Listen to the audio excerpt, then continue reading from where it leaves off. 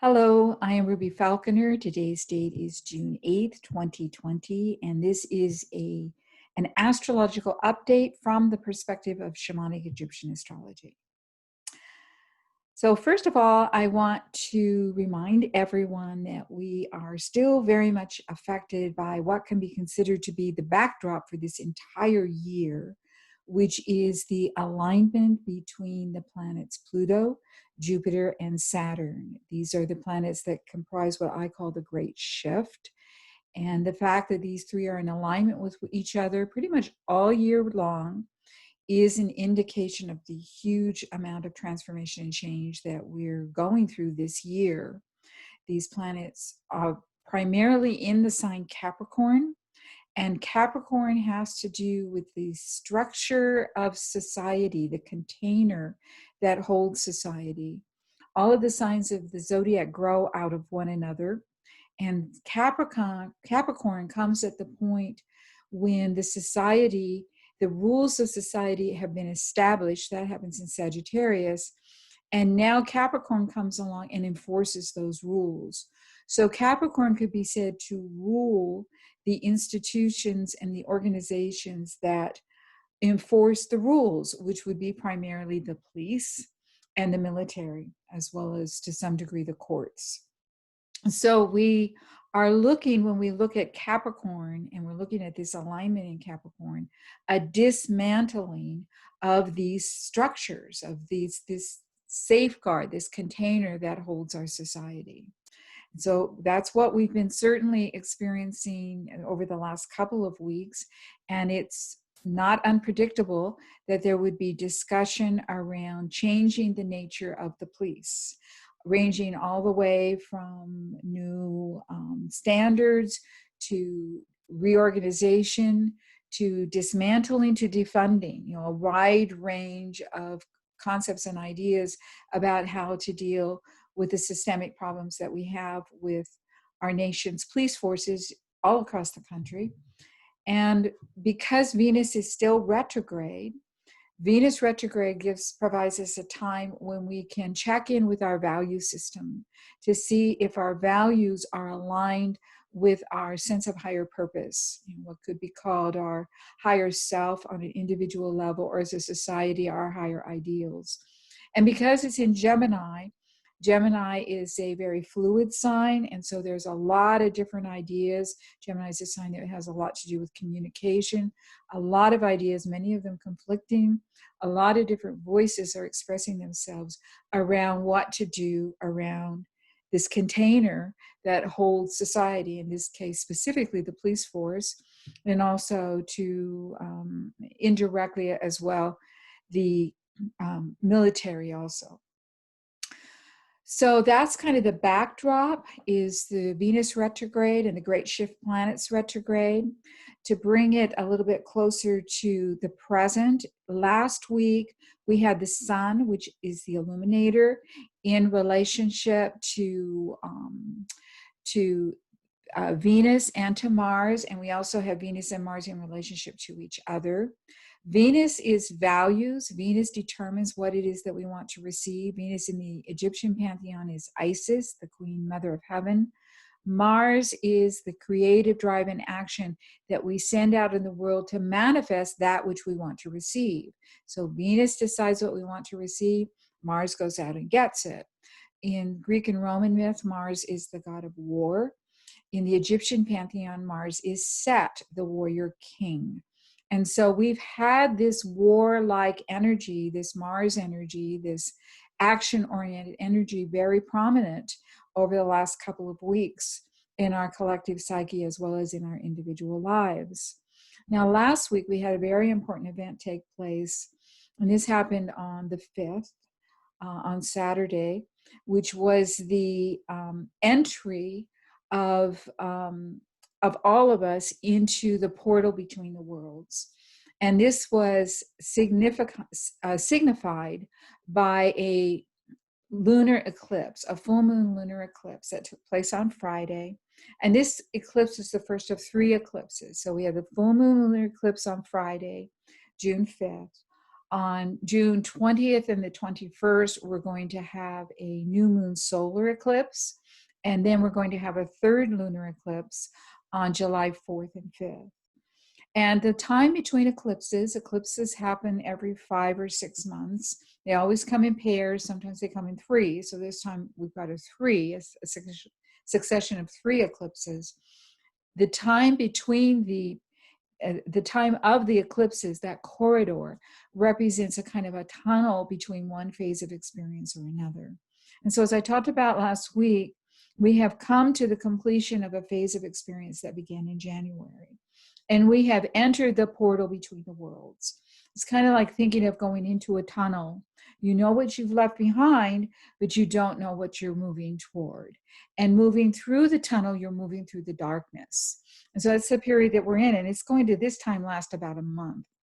From, it started on June 5th and it ends on July 5th. So we're moving through this darkness. It can be thought of a tunnel, a birth canal, whatever metaphor you like.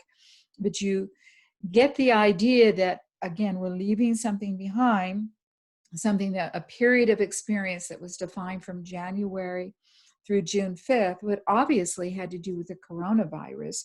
And then at the end, with the murder of George Floyd, we've had all of the protests and the demonstrations, and some of them, the demonstrations were violent, some police violence, some or I won't call them protesters, some people showing up at some of the demonstrations who were violent. So we've had some social upheaval at the end of this particular period. We're going through the tunnel now. And when we come out, we don't know where on July 5th. So for us as individuals, it's really important to be moving through this tunnel in a conscious way, to be thinking about what it is that we want to leave behind. Again, Venus is retrograde, so we're thinking about values here. What do we want to receive? What do we not want to receive? What do we want to divest ourselves of? What do we want to release? So that as we're moving through this and we reemerge on July 5th into a whole new phase of experience, we come out with a sense of what we want to bring into this new period. So if you haven't done that yet, if you haven't thought about what you want to shed in a sense, there's still time to do that. We're early in this process of moving through the tunnel. So, it is we're kind of going to be putting one step in front of the other, moving through the darkness, not being able to see where we're going. Okay, so that's that feeling of the time that we're in. So this next week, we're going to have something of a shift. A lot of the same dynamics are still going to be present, but there is going to be an energetic shift, and that energetic shift has to do with the planet Neptune. Now, in the Egyptian pantheon, Neptune is Nephthys, the keeper of the mysteries behind the veils. In traditional astrology, Neptune is the planet of higher spirituality, cosmic consciousness, of imagination, intuition, inspiration. In its shadow, it's illusion, delusion, confusion. So everything has its shadow. So Neptune's very magical, it's very mysterious, and it can also be pretty confusing. And Neptune is going to be increasing in influence over the next couple of weeks. Neptune is going to be stationary, preparing to turn retrograde on the 22nd. So it's a little bit of ways from where we are right now. But because Neptune's so far out in the solar system, relative to Earth, it seems to move very, very slowly.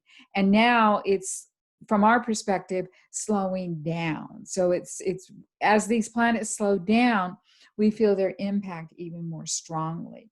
So we're going to be feeling the impact of Neptune progressively more and more over the next 3 weeks or so. And as we move into this week, we're going to have first the Sun, the illuminator, moving into a challenging relationship to Neptune. That will be on Thursday, the 11th.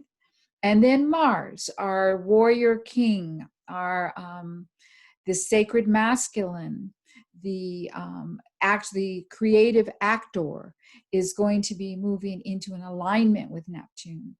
And Mars is in Pisces, which can be a very confusing position for Mars. There can be a lot of spinning around, not knowing, so it's a water sign. It's not the most comfortable position for the warrior because it's not, assertive. Mars likes to be in a sign that knows what it wants.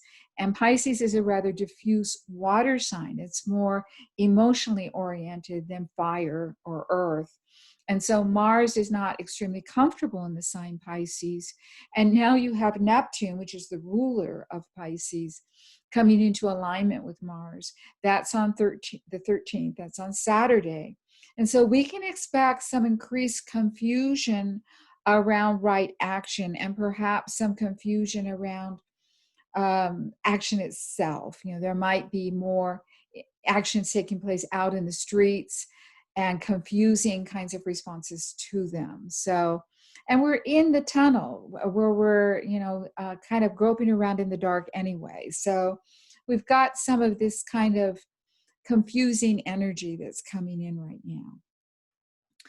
So I mentioned that in the language of Shamanic Egyptian astrology, Neptune is allied with Nephthys. And I'd like to invite everyone to go on a little journey with Nephthys, because Nephthys is the underworld goddess. She's the twin sister of Isis, who we worked with pretty regularly. I always bring Isis in at the end of our little meditations. Isis is the queen mother of heaven, the one who wraps her rainbow wings around us so that we can lie back against her. She's always with us through any process of transformation and change. And we are certainly going through a huge process of transformation this year. So we certainly need her blessing and we need her energy. Nephthys is her twin sister. And while Isis is a solar goddess, Nephthys is a lunar goddess. Isis is a goddess of the above world. Nephthys is a goddess of the underworld. So they are opposites in that sense. And Nephthys is sometimes called the veiled Isis or the dark Isis. So they're twin sisters. So they look exactly alike, but their realms are different. Isis's realm is above in the solar energy, while Nephthys' realm is below in the lunar energy. And because it is the lunar energy and it's underworld energy, and we're going through this tunnel and we're going through this kind of darkness in between the worlds, we humans are programmed to be afraid of the dark and we prefer the light. And even though we consciously may not feel that way, a lot of folks just love the dark. I do. But in our body, we have this kind of primitive sort of cellular fear of the dark. And it makes sense if we go back far enough in humans' history. When darkness fell, humans were prey. The predators of the night could attack and feast on humans who might be out in the dark. And so we have that kind of genetic memory that's built into all of us that has a kind of intuitive discomfort with the dark, even though we might intellectually enjoy it. We might find it thrilling, maybe because it is a little scary, whatever it might be. We might be drawn to it. We might, identify more with the dark than the light. But a lot of us identify more with the light than the dark. And so some of us might have a discomfort with being in this tunnel. And so we're going to call in Nephthys because this is her realm. And I want to remind everyone, she is the keeper of the mysteries behind the veils. If you want to find the answer to a mystery, if you want to be initiated into the mysteries, you have to go into the darkness. They're not written on signs in the light. These are hidden mysteries. And Nephthys is the one who can part the veils for us. So we're going to go on a journey with her. We're going to meet her. And we're going to allow her to download for each one of you something that is unique to you, some peek behind the veils that is pertinent and important for you during this time in your life. And of course, collectively, this is something that collectively we kind of need to see behind the veils too. But all collectives are made up of individuals. So as each of us make a little journey behind the veils for ourselves, we're pulling those veils apart for the collective so we can see what the deeper mystery is of this particular journey that we are all on right now, from one phase of experience to another. And some of the questions you might be asking yourself, or you might ask Nephthys, is what do I need to shed? What do I need to release? What do I need to let go of in order to open up to new experience when I do come out into the light, in July? So I want to invite everyone to allow yourself to get comfortable. If you're sitting up, to make sure you're in a comfortable chair, put your feet firmly on the floor. If you're lying down, then make sure your body is comfortable. Our bodies can be a distraction when we try to do these inward journeys. So it's important to make sure that we take care of our bodies and give them what they need. And so I want to invite you to take a nice deep breath and exhale fully. We cannot get air in unless we fully exhale. Breathing in fully, expanding your lungs, and exhaling fully. And now nice, deep, even breaths. Not particularly fast, not terribly slow, just nice and deep. And imagine that you can drop down into your body. Let go of distractions. Allow any tension, any anxiety to just roll right off of your shoulders, on down through your body, out your arms, out your legs, hands and fingertips, feet and toes, and away. And with each breath, you slip deeper and deeper, becoming more and more embodied, more and more relaxed.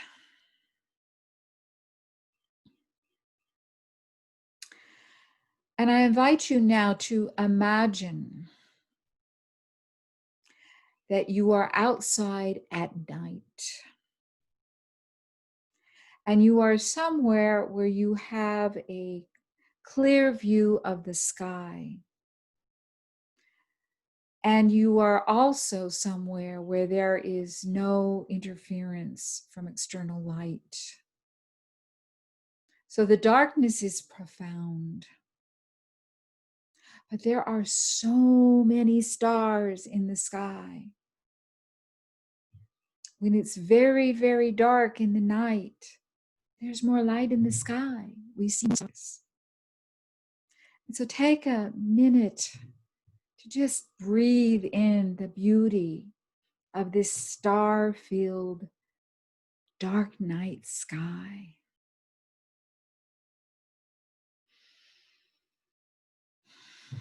And I invite you to imagine that you are in a sacred place. This is an outside place. It might be a stone circle.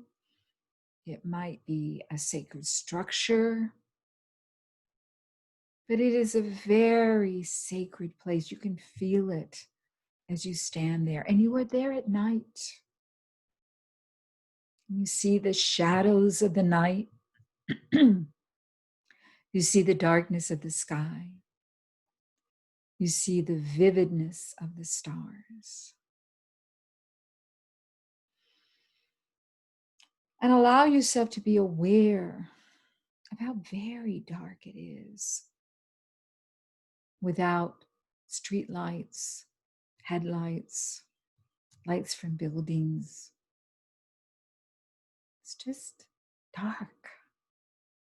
Allow yourself to feel whatever comes up for you. While standing or lying or sitting, whatever's right for you, in this very dark, sacred place that you have come to.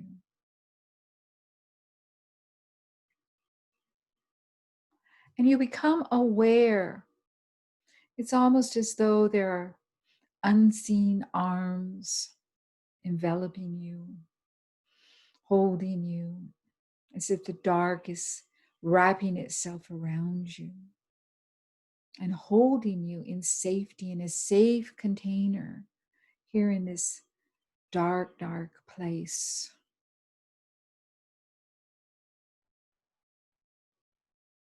And you become aware that there is a being, someone standing in front of you. And she is shrouded. She's very dark herself. You cannot see her face, cannot see her features. You see her outline. You know it's a woman. This is Nephthys. This is the dark Isis, the veiled Isis, the keeper of the mysteries behind the veils. She is here, if you are willing, to part a veil for you so that you can see what mystery is hidden behind this veil that is just for you to understand, just for you to perceive. It is to be revealed to you. It may be information, it may be a message, it may be a journey of some sort, an image, colors.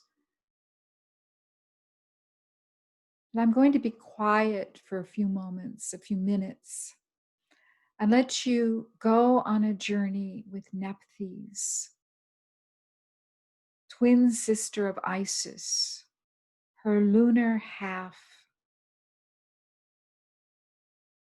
She who envelops her arms around you in the darkness, in the tunnel. It is she who keeps you safe in the darkness of the portal between the worlds. For this is her realm. She is very comfortable here. So I'll be quiet now and allow you to spend a couple of minutes receiving from Nephthys, the veiled Isis, the keeper of the mysteries behind the veils.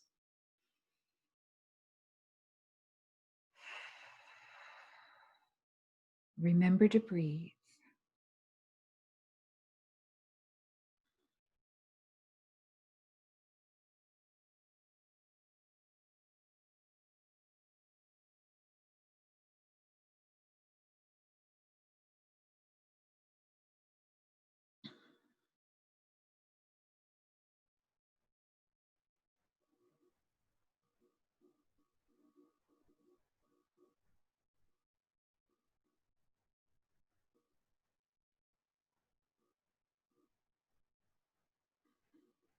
What is it that you need to release while you journey through this portal?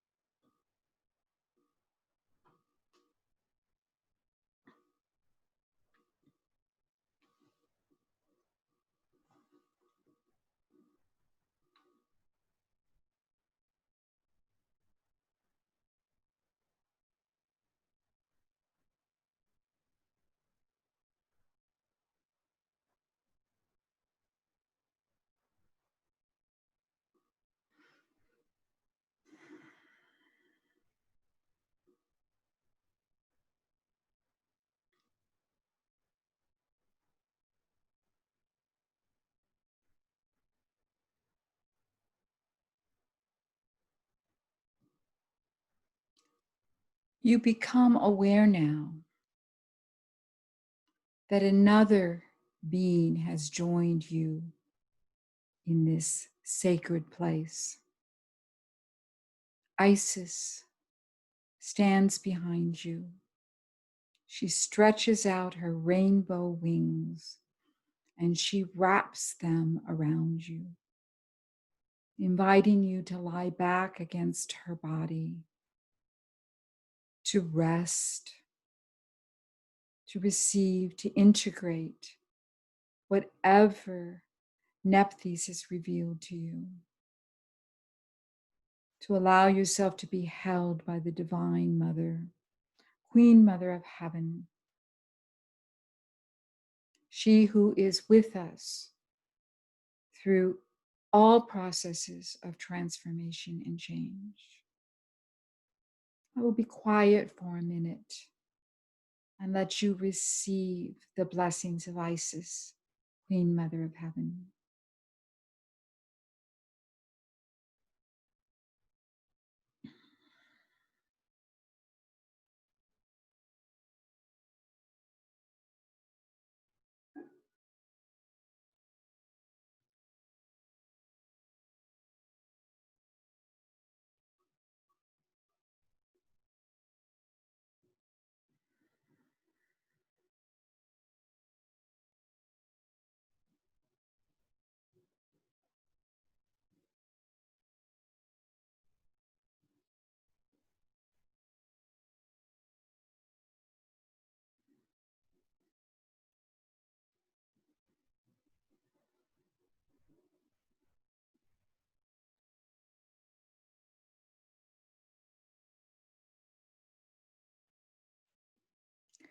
Give thanks to these two beautiful sisters, sister of light, a sister of dark,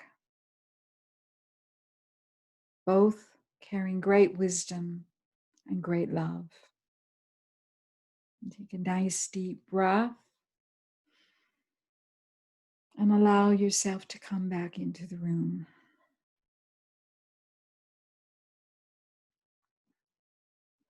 So as we move through this week ahead, remember, we are held even as we walk through darkness,